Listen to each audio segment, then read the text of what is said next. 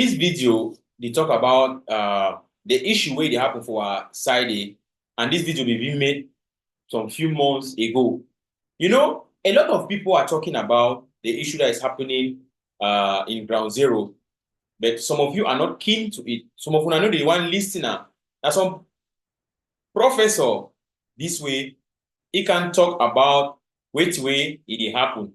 And for your own way, he coiner, he talks in a language war. However, language now part and parcel of the problem. It's part and parcel of the root cause of the problem. When me say this, so we want to go detail you see and say it is true. It is also causing, it's also part of the problem. But all we know say now an incomplete decolonization process. So I like me watch this video. Take your time, mommy, papa, brother, sister. Watch the video. Here to where the professor he talk. You say go ask yourself, you go judge of yourself whether you say you wise and aha, and you see the way people then the way they think, people then the way they reason, people then the way they follow up which way it happen. So a lot of una things say so they are private observers.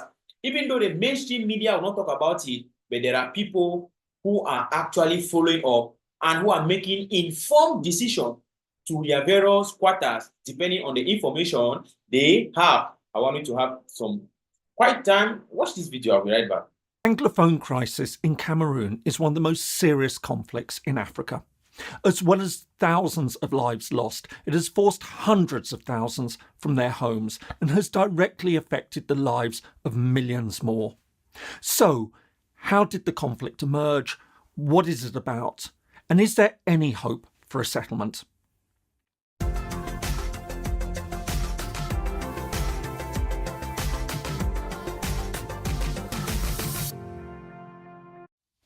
Hello and welcome. If you're new to the channel, my name is James Ker-Lindsay, and here I take an informed look at international relations, conflict, and the origins of countries.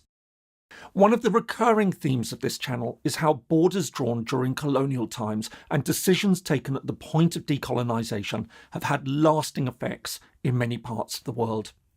Nowhere is this more the case than in Africa. Some notable examples I've already covered include Somaliland, Western Togoland, Eritrea, and Biafra. However, one of the most significant current examples of a conflict that emanates from the legacy of colonialism is the Anglophone crisis, or the Anglophone problem, as it's sometimes called, in Cameroon. Since 2017, fighting between English-speaking pro-independence armed groups in the west of the country and the French-speaking central government has become steadily more violent. So, what is the Anglophone crisis in Cameroon? Cameroon lies in West Africa. At 475,000 square kilometres or 180,000 square miles, it's the 53rd largest of the 193 members of the United Nations. According to latest estimates, its population currently stands at around 26 million. This is made up of a number of different ethnic groups, with an estimated 24 languages spoken in the country. However, the two official languages are French and English, and this is where the main divide has emerged. While the vast majority speak French as their main language, it's estimated that around 20% of the population are primarily English speakers. The story really starts in the 19th century and the scramble for Africa. Alongside French, British and Belgian colonial expansion, Germany also sought to carve out its own imperial holdings. The most significant of these was the territory of Cameroon, an area that comprised what is now Cameroon, as well as parts of the Central African Republic, Chad, Congo, Gabon and Nigeria. In 1884, German control over the area was confirmed at the Berlin Conference, which formally demarcated the boundaries of European colonial influence in Africa. However, Germany's control over Cameroon came to an end 30 years later during the First World War, when Britain and France seized and divided the territory. While France took control of around 80% of the territory, Britain took control of the remaining 20%, which bordered the colony and protectorate of Nigeria, the largest British colonial holding in West Africa. In 1922, Britain's control over the British Cameroons was confirmed by the League of Nations. Administered from neighbouring Nigeria, the British Cameroons were in turn divided into two separate parts, the northern and southern Cameroons.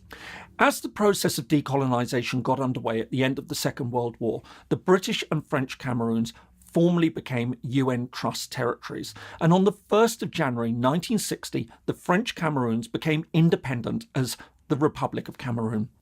This now left the question of what to do with the British Cameroons. Following several UN missions to the territory, the two parts were separately offered two options: join neighbouring Nigeria, which was preparing for independence, or unite with the Republic of Cameroon. Independence was not on the table. The referendums were held on the 11th of February 1960. The northern Cameroons, which were predominantly Muslim, opted by 60% to join neighbouring Nigeria. Despite objections from the Republic of Cameroon, which unsuccessfully referred the matter to the International Court of Justice, this took place on the 31st of May 1961, 4 months before Nigeria became independent. Meanwhile, in the south, 70% of voters opted to join the Republic of Cameroon. On the 21st of April 1961, the UN formally endorsed the result and called for talks between the sides. Following a process that's now contested by Anglophone Cameroonians, who argue that the results were never formally confirmed, it was determined that the two parts would unite as a federation. On the 1st of October 1961, the Southern Cameroons officially joined what now became the Federal Republic of Cameroon. As so often happens in similar cases, the relationship soon soured.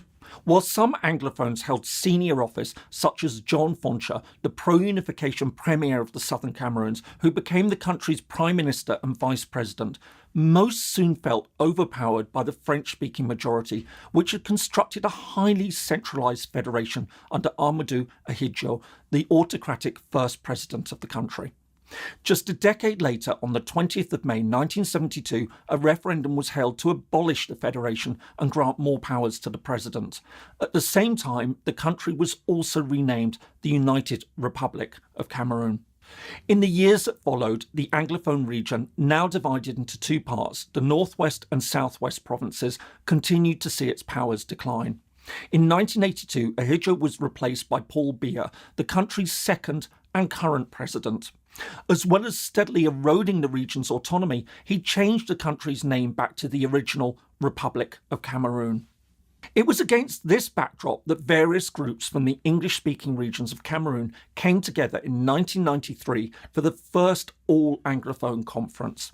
There they issued a declaration calling for the restoration of the 1961 federal constitution. At the same time, Anglophones began to campaign internationally for their cause.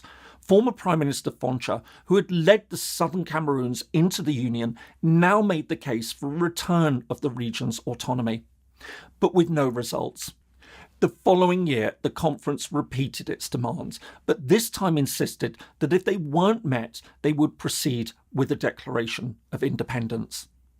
But rather than address the concerns, the government changed the constitution again, essentially erasing the last vestiges of decentralisation, and launched a crackdown on what it regarded as separatism.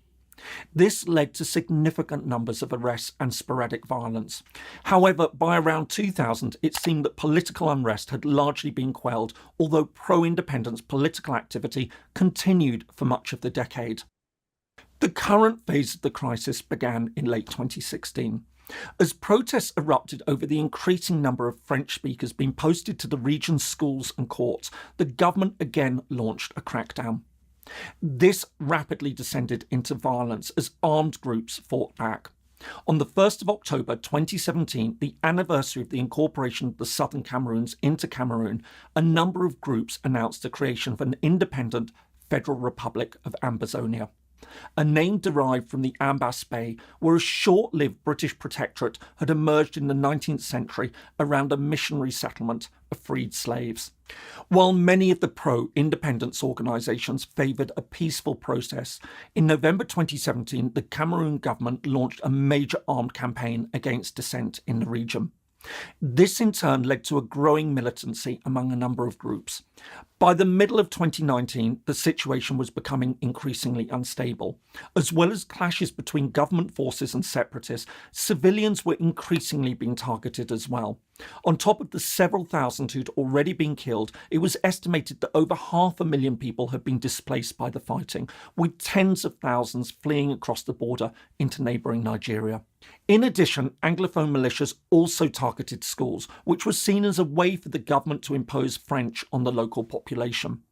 Indeed, estimates suggested that 80% of the schools in Anglophone regions were closed. In 2019, as fighting began to spill over into neighbouring Francophone areas, threatening the possibility of civil war, President Biya announced the launch of a major national dialogue. Although the move was widely dismissed by many Anglophone groups, which saw it as a stage-managed propaganda effort, a number of measures were proposed. These included a special status for the two Anglophone regions, the election of local governors, the reintegration of fighters, a restoration of the country to its former name, the United Republic of Cameroon, and the relaunch of major infrastructure projects in the English-speaking regions.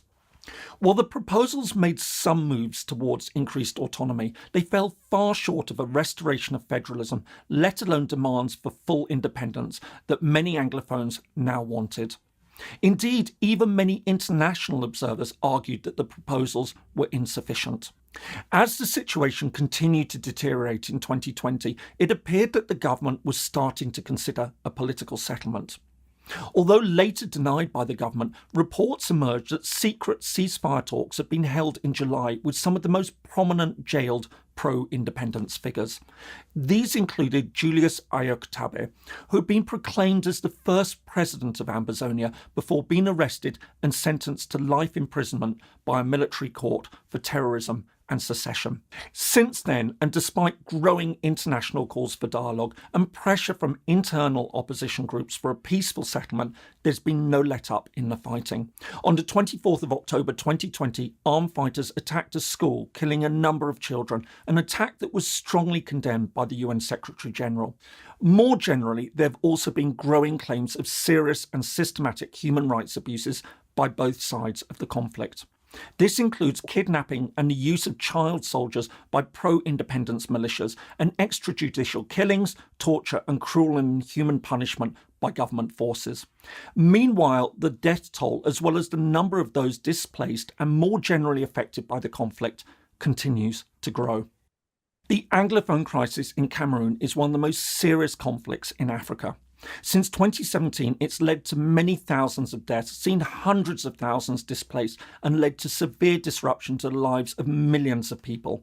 And yet, behind it lies an all too familiar story of colonisation and decolonisation that saw peoples with very different historical experience and subsequently imprinted with very different European cultural traditions shoehorned within a single state that soon starts to break down as one group asserts its authority over another and abandons the political system created at independence.